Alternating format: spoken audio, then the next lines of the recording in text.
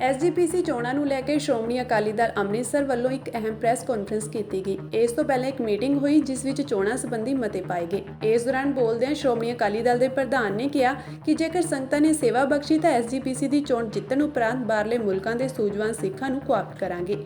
ਉਹਨਾਂ ਮੰਗ ਕੀਤੀ ਕਿ ਵੋਟਰ ਦੀ ਉਮਰ 18 ਸਾਲ ਤੈਅ ਕੀਤੀ ਜਾਵੇ। ਉਹਨਾਂ ਕਿਹਾ ਕਿ ਸ਼੍ਰੋਮਣੀ ਗੁਰਦੁਆਰਾ ਪ੍ਰਬੰਧਕ ਕਮੇਟੀ ਦੀ ਚੋਣ ਪ੍ਰਕਿਰਿਆ ਨੂੰ ਪੂਰਨ ਕਰਨ ਸੰਬੰਧੀ ਚੋਣ ਕਮਿਸ਼ਨਰ ਗੁਰਦੁਆਰਾ ਵੱਲੋਂ ਸਮੁੱਚੀਆਂ ਹਦਾਇਤਾਂ ਜਾਰੀ ਕਰਦੇ ਹੋਏ ਪੰਜਾਬ ਸਰਕਾਰ ਨੂੰ ਤੇ ਚੋਣ ਕਮਿਸ਼ਨ ਪੰਜਾਬ ਨੂੰ ਪਹਿਲ ਦੇ ਆਧਾਰ ਤੇ ਵੋਟ ਫਾਰਮ ਵਿੱਚ ਦਰਜ ਯੋਗਤਾ ਪੂਰੀਆਂ ਕਰਨ ਵਾਲਿਆਂ ਦੀਆਂ ਵੋਟਾਂ ਬਣਾਉਣ ਦੀ ਪ੍ਰਕਿਰਿਆ ਸ਼ੁਰੂ ਹੋ ਚੁੱਕੀ ਹੈ। ਪਰ ਦੁੱਖ ਅਤੇ ਅਫਸੋਸ ਦੀ ਗੱਲ ਹੈ ਕਿ ਜਿਨ੍ਹਾਂ ਪਟਵਾਰੀਆਂ ਦੀ ਇਸ ਕੰਮ ਲਈ ਜ਼ਿੰਮੇਵਾਰੀ ਲੱਗੀ ਹੈ ਉਹਨਾਂ ਕੋਲ 5-5, 10-10 ਪਟਵਾਰ ਹਲਕੇ ਹਨ, ਲੇਕਿਨ ਉਹ ਵੋਟਰਾਂ ਨੂੰ ਕਹਿ ਰਹੇ ਹਨ ਕਿ ਅਸੀਂ ਆਪਣੇ ਹਲਕੇ ਦੀ ਹੀ ਵੋਟ ਪ੍ਰਤੀ ਜ਼ਿੰਮੇਵਾਰੀ ਨੂੰ ਪੂਰੀ ਕਰਾਂਗੇ। ਫਿਰ ਬਾਕੀ ਵਾਧੂ ਚਾਰਜ ਵਾਲੇ ਹਲਕਿਆਂ ਦੇ ਵੋਟਰਾਂ ਦੀਆਂ ਵੋਟਾਂ ਕਿਵੇਂ ਨਿਪਰੇ ਚੜਨਗੀਆਂ?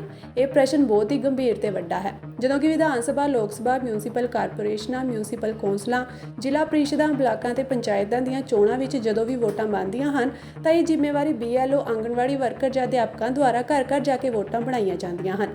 ਲੇਕਿਨ ਗੁਰਦੁਆਰਾ ਚੋਣ ਵਿੱਚ ਪੰਜਾਬ ਸਰਕਾਰ ਤੇ ਚੋਣ ਕਮਿਸ਼ਨ ਵੱਲੋਂ ਇਹ ਵੱਡੀਆਂ ਅਣਗਹਿਲੀਆਂ ਹੋ ਰਹੀਆਂ ਹਨ ਜੋ ਅਸਹਿ ਹਨ। ਸ਼੍ਰੋਮਣੀ ਅਕਾਲੀ ਦਲ ਨੇ ਮੰਗ ਕੀਤੀ ਹੈ ਕਿ ਪਟਵਾਰੀਆਂ ਦੇ ਸਥਾਨ ਤੇ BLO, ਆਂਗਣਵਾੜੀ ਵਰਕਰ ਜਾਂ ਅਧਿਆਪਕਾਂ ਨੂੰ ਜ਼ਿੰਮੇਵਾਰੀ ਸੌਂਪੀ ਜਾਵੇ ਤਾਂ ਕਿ ਹਰ ਯੋਗ ਸਿੱਖ ਆਪਣੀ ਵੋਟ ਬਣਾ ਸਕੇ।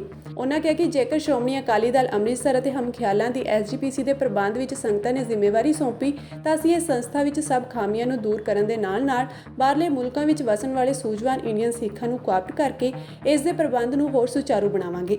ਇਹਨਾਂ ਚੋਣਾਂ ਲਈ ਦੂਸਰੀਆਂ ਸੰਸਥਾਵਾਂ ਦੀਆਂ ਚੋਣਾਂ ਦੀ ਤਰ੍ਹਾਂ ਉਮਰ ਦੀ ਸ਼ਰਤ 21 ਸਾਲ ਤੋਂ ਘਟਾ ਕੇ 18 ਸਾਲ ਕੀਤੀ ਜਾਵੇ।